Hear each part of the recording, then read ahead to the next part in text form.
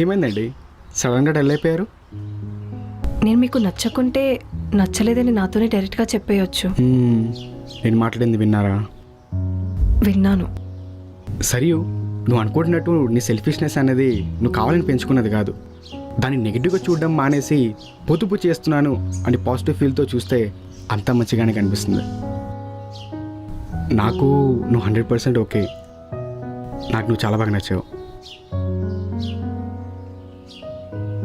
నాకు 20 matches cancel అయ్యాయన్న బాధ కంటే 20 మినిట్స్లో నన్ను ఇంత అర్థం చేసుకున్నారు. నెగిటివ్స్ అన్నిటినీ పాజిటివ్గా చూసారా? నాకు మీరు బాగా నచ్చారు. మరి మన పేరెంట్స్కి కన్ఫర్మేషన్ ఇచ్చేద్దామా? మన పెళ్లి చూపుల్ని పెళ్లి వరకు తీసుకెళ్దామా? ఆకలేస్తుంది. ఇంకేమైనా చెప్దామంటే ఆర్డర్ చూస్తే రాలేదు. ఒక్క నిమిషం.